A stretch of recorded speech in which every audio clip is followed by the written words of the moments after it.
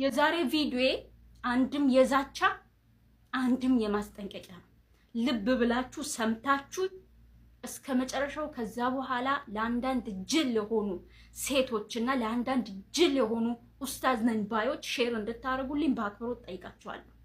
ወላሂ ይሄንን ስናገር ሐታ ተንፋሽ ሁላ እየተቆራረጠ ነው ቪዲዮ የምሰራው። አንደኛና ትልቁ ነገር በሩቃ ስም በቁርአን ስም የብዙ እህቶቻችን ህይወት እየተበላሸ ነው። የብዙ እህቶቻችን ማንነቶቻቸውን እያጡ፣ ብዙ እህቶቻችን ሴትነቶቻቸውን እያጡ፣ ብዙ እህቶቻችን ልጅነታቸውን እያጡ፣ ብዙ እህቶቻችን ልጅን ያለ አባት እያሳደጉ ያሉ እህቶች አሉ። በማን ምክንያት?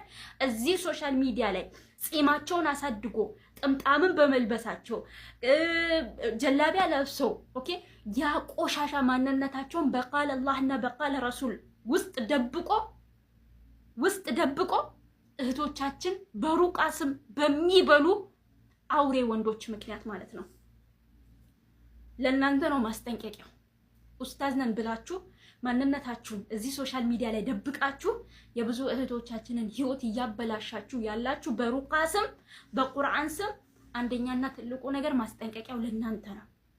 ወላሂ ثم ወላሂ እስካሁን ካደረጋችሁ የበለጠ ይሄንን ስራችሁን የማታቆሙ ከሆነ እዚህ ሶሻል ሚዲያ ላይ ያለው ሁላ ኦኬ እዚህ ሶሻል ሚዲያ ላይ ያለው ሁላ አንድ የእህቴ ስቃይ ይመለከተኛል የሚል ሰው ሁላ የእናንተን ፎቶ የእናንተን ማንነት ከነማስረጃው ዓለም እንዲደርስ ተደርጎ እዚህ ሶሻል ሚዲያ ላይ የተዘቀዘቃችሁ ከሁሉም ከምታጡ ከዚህ ስራችሁ ብትቆጠቡ ይሻላችኋል። ትልቁ ነገር ሁለተኛና ትልቁ ነገር ከጅልም አልፋችሁ ጅላጅል የሆናችሁ ሴቶች አላችሁ። ሶሪ ዛሬ ለንግግሬ በጣም ስሜታዊ ሆኛለሁ። ወላሂ አላህ በሚያዩ። ቆይ አንድ ጥያቄ አለኝ። አንድ አጅነቢ ሴት አጅነቢ ወንድ ጋር ሩቃ በሚል ሰበብ ገብታ እሷና እሱ ብቻ አንድ ክላስ ላይ ቁጭ ብሎ ጅኒ እዚህ ጋር ነው ያለው፣ ጅኒ እዚህ ጋር ገባ፣ ጅኒ እዚህ ጋር ገባ እያለ ሰውነቷን እየነካካ የትኛው ጅኒ ነው የሚወጣው? በልንዶም እኮ ጅኒዎቹ ተስማምቶ ተመቻችቶ እኮ ነው አብሮ የሚቀመጡት።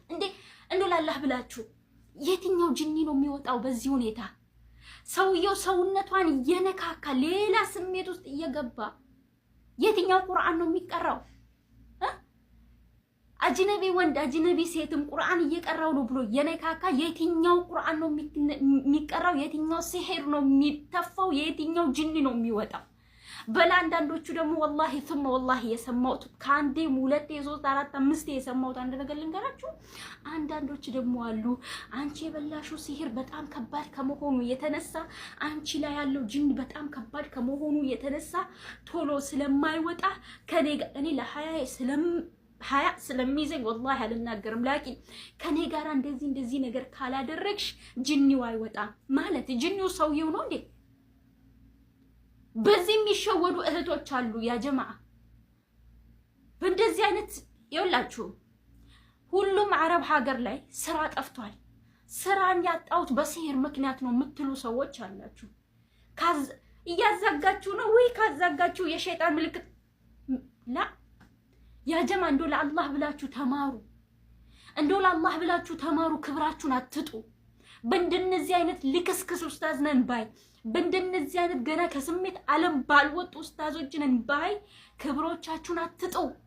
ማንነቶቻችሁን አትጡ። ወደፊቶቻችሁን አትጡ። ልጅን ያለ አባት አታሳድጉ። ወላሂ ከዛች ደቂቃ ስሜት በኋላ ይሄ ሰው እንደማይፈልግሽ ታውቂያለሽ። ከጅኒው ጋር ተባብረሽ ኑሪ።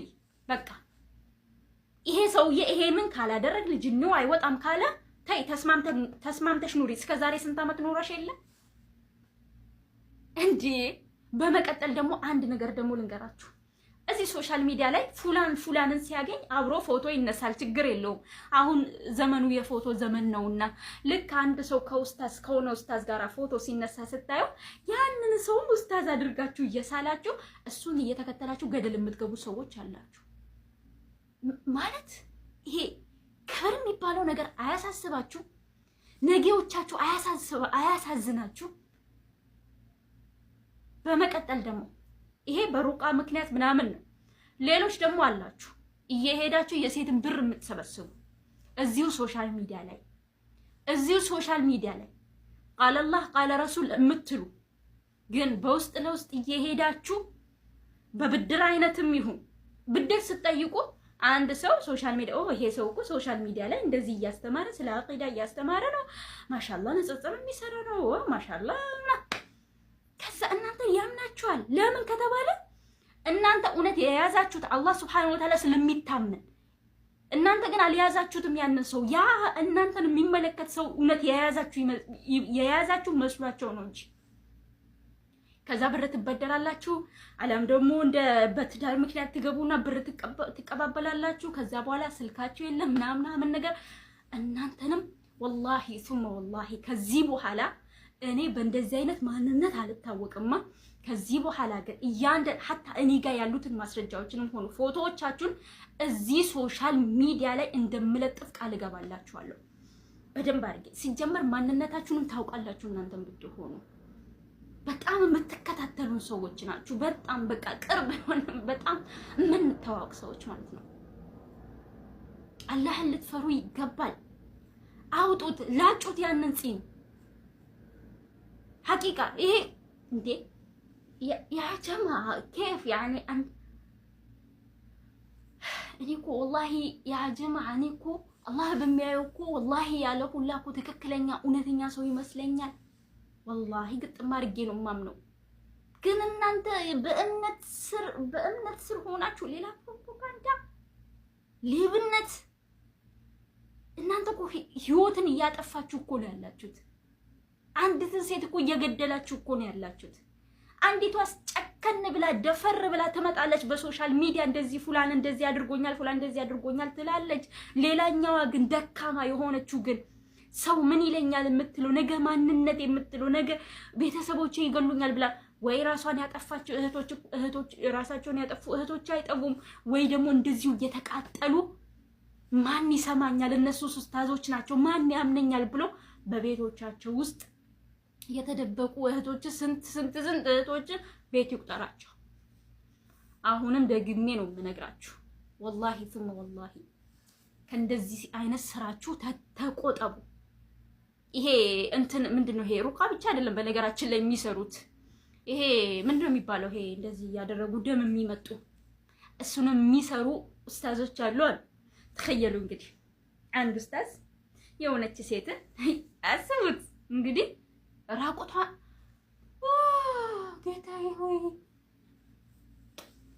እኔ ወላሂ እኔ ዛሬ ሀታ ሐረካትሽ ልትሉኝ ትችላላችሁ። ሳ በሉኝ ችግር የለብኝም። ብቻ ይሄንን ቪዲዮ ኮፒ ሊንክ እና ሼር አድርጉልኝ። ባረከላሁ ፊኩም። ውስጤ ተቃጠለ ወላሂ አዚም ውስጤ ተቃብሶ ሰሞኑን በማየው ነገር ውስጤ